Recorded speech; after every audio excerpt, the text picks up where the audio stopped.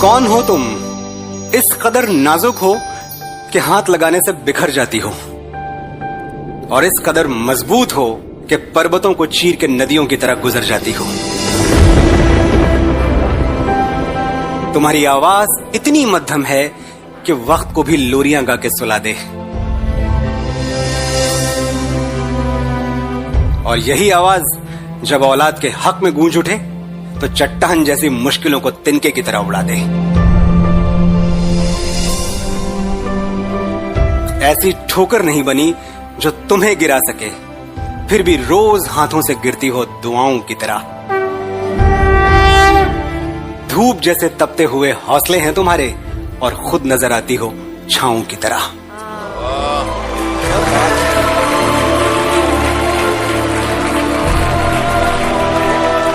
पहचान गया मैं तुम्हें, जान गया तुम कौन हो। किसी मंदिर से उठता हुआ लोबान का धुआं हो तुम, किसी मस्जिद से आती हुई सवेरे की अज़ां हो तुम। कोई सरहद नहीं जिसकी वो आसमां हो तुम। माँ हो तुम, मेरी माँ हो तुम। वाह वाह वाह, ब्यूटीफुल। सैकड़ों बार सुनी है ये कहानी कि खुदा हर जगह मौजूद नहीं रह सकता था, इसलिए उसने माँ बनाई। लेकिन आगे की कहानी किसी ने नहीं सुनाई। आज मैं सुनाता हूं। ऐसा नहीं कि मां को बनाकर खुदा ने कोई जश्न मनाया, बल्कि सच तो यह है कि वो बहुत पछताया। कब उसका एक एक जादू किसी और ने चुरा लिया, वो जान भी नहीं पाया। खुदा का काम था मोहब्बत, वो मां करने लगी। खुदा का काम था हिफाजत, वो मां करने लगी।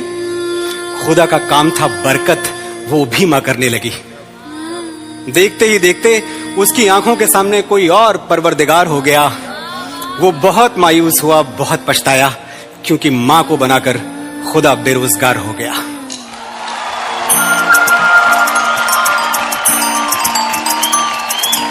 एक प्लेट में मिठाई के 2 टुकड़े, 3 लोगों का परिवार। मुझे मीठा अच्छा नहीं लगता, मां यही कहती थी हर बार। जिंदगी भर मैं उसके झूठ पर यकीन करता रहा। जैसे मुझे बाहर खाना पसंद नहीं, सिनेमा जाना पसंद नहीं। कांच तो सुहागन का शगुन है, चांदी की चूड़ियां क्या करूंगी। संदूक में सैकड़ों भरी हैं, नई साड़ियां क्या करूंगी। वो उतना ही मुस्कुराई जितना उसका दिल दुखा है। दुनिया की सबसे बड़ी झूठी है वो, पर कायनात का हर सच उसके सजदे में झुका है। मैं मानता हूं कि दुनिया में कोई रिश्ता छोटा या बड़ा नहीं होता, लेकिन मेरी मां के बराबर कोई और खड़ा नहीं होता।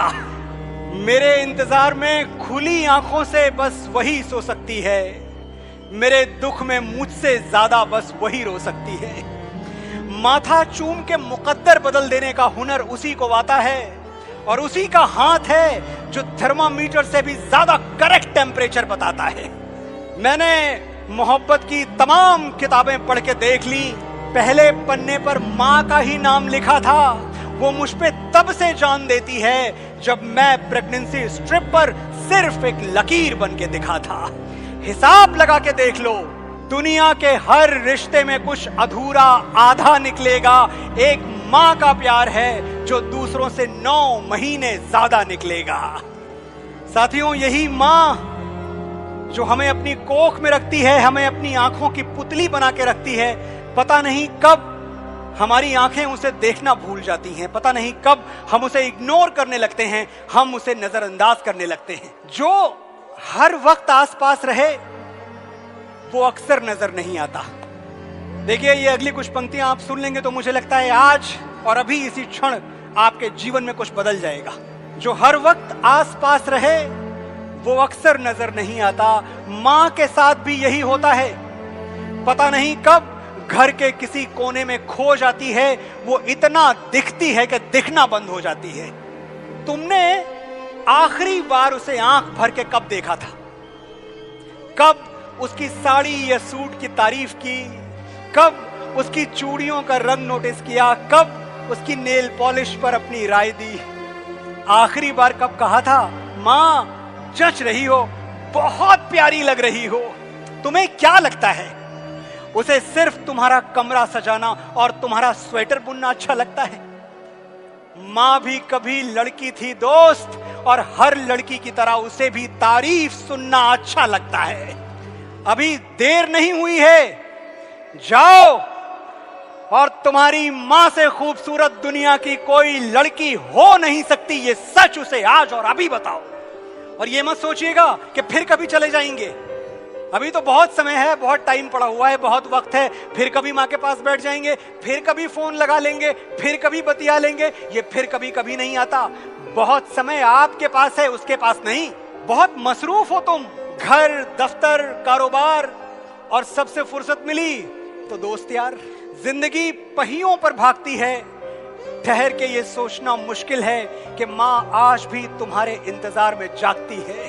सुनो, आज 2 घड़ी बैठो उसके साथ, छेड़ो कोई पुराना किस्सा, पूछो कैसे हुई थी पापा से पहली मुलाकात, दोहराओ उसके गुजरे जमाने, बजाओ मोहम्मद रफी के गाने।